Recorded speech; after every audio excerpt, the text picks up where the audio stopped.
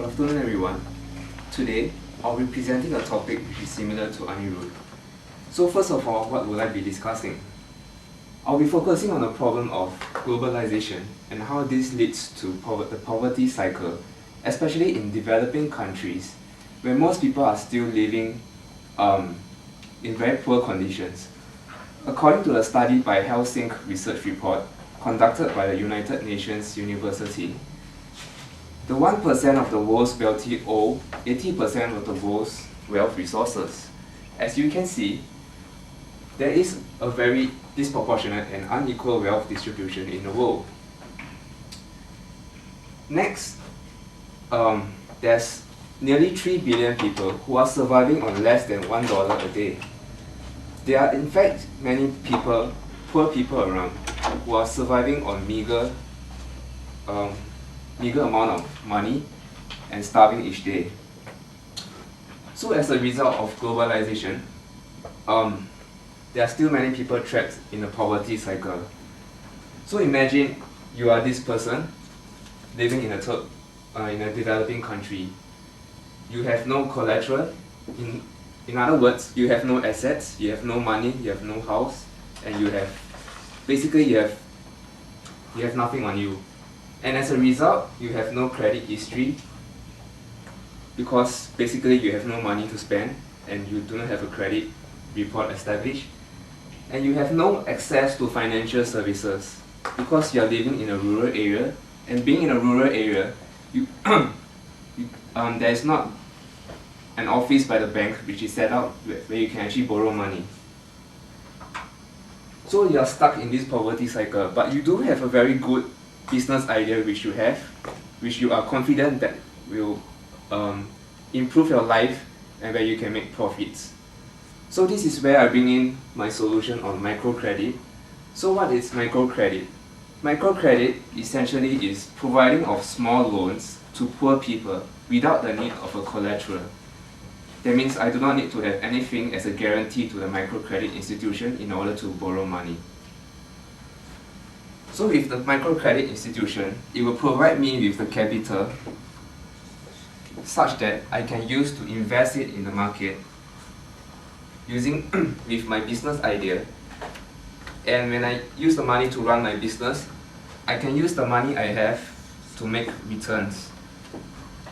So microcredit, what it does is that it basically allows me to have this capital and access to money which I do not have initially, to engage in economic activities which will give me income. So one of the case studies which I will examine is the Grameen Bank, which is the first microcredit institution established in Bangladesh in 1978.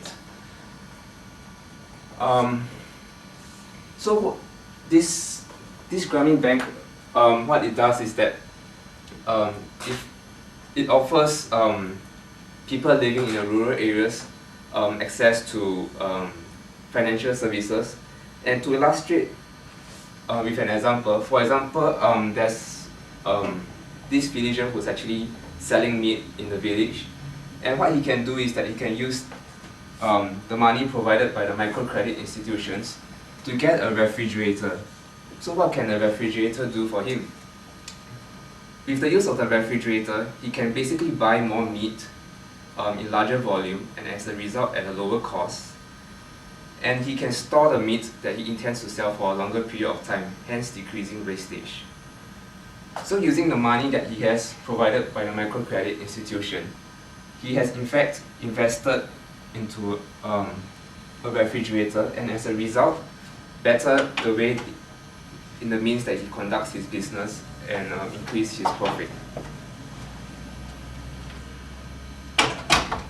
So microcredit, where is microcredit prevalent in? Currently, microcredit has been applied in countries such as South and Central America, in the Philippines, in Kenya, in India, and in Africa. So to summarize, microcredit essentially provides a person with money without the need of any form of collateral. Well, you may be asking, by providing a money to a person without any form of collateral, what if that person defaults on that loan? In other words, what if that person chooses not to return the sum of money which I've loaned out to him? Well, there are three approaches that microcredit firms adopt to reduce this risk. The first method that microcredit firms adopt is targeting on women. The reason being that women are known to have less credit risk, and by actually targeting women and lending money to women, microcredit firms, they are essentially trying to increase the social status of women in that particular country and trying to bring about equality in gender and social class. The next and second approach that microcredit firms adopt is via the use of group loans. So as the term group loans implies, instead of lending money to just one person, what microcredit firms is that it encourages people to borrow money together as a group. So how does this encourage repayment of the loans? Well, when you are actually borrowing money in a large group, you are under the peer pressure of another of your peers in the same group to repay the money. If not, otherwise they will have to make up for the money that I have loaned to pay back to the microcredit institution. The third method which microcredit firms adopt is to have weekly meetings.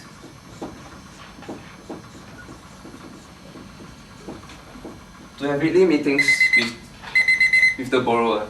So essentially what happens is that instead of just providing the money to the borrowers and leaving them to deal with the money themselves, microcredit firms, they are actually providing a financial education to the borrower to let them know on how they can better manage their finances and to let basically to keep track on how they have been using the money they have loaned. Well, microcredit is just one of the solutions to the poverty cycle, but I am really amazed by how this solution works, because it actually works on the principle that instead of giving a person the fish, you actually teach them how to fish for food. So comparing microcredit to just donation and simply giving off of money to the poor, microcredit is a better option because it teaches people who are living in the poverty cycle to be able to fend for themselves and to be able to earn their own income. With this, I end my presentation, and if you are interested, I'll be around to answer any queries you have with specifics on what you can do if you are interested in contributing to microcredit firms to help to alleviate the problem of the poverty cycle.